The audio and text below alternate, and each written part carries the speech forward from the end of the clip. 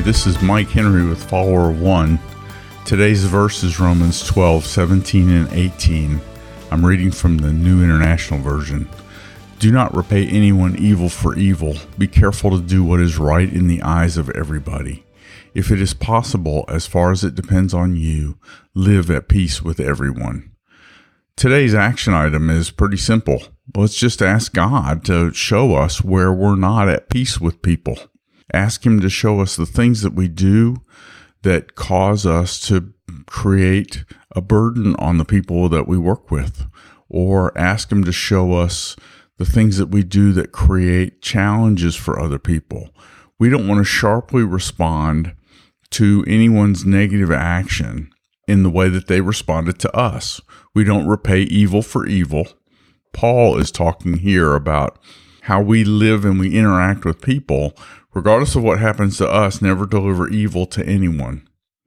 Be careful to do what is right in the eyes of everyone. We want to honor those activities and those actions that everyone considers as good, not just the ones where the church considers them good. We were talking about this yesterday. Myself and a friend were talking about this yesterday because generosity is one of those character traits that we believe everyone appreciates. When someone is generous, everyone appreciates it. When someone is forgiving, most people appreciate it. When someone is patient, most people appreciate it. Those character traits, those activities that are clearly judged as positive in the sight of everyone, those are the ones that Paul is telling us to be careful to do those. To think about it and plan our strategy and make sure that our default behaviors are those actions that are right in the eyes of everyone. Don't do things that can be considered evil even by some people. And if possible, so far as it depends on us, let's live at peace with everyone. God knows the answer to where we stand with each person that we meet, each person that we interact with at work. And so ask Him.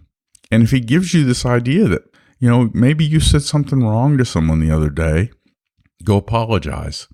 Go tell them that you're sorry. Don't necessarily ask them for forgiveness, but just tell them that you didn't mean to cause them any difficulty. Try and make it right. If possible, so far as it depends on you, live at peace with them. So try and restore the peace. That's our action item for today. Today's podcast is a short episode because it takes some courage to ask God. It sometimes takes some courage to recognize when God gives you no answer. If God doesn't tell you that you have a problem, then don't worry about it. But if possible, so far as it depends on you, live at peace with everyone. Try and find ways to make sure that you're doing what's right and peace generating and correct in the eyes of everyone that you know. And God will use that. God's commanding that here, and He will use that. So that's our action item for today.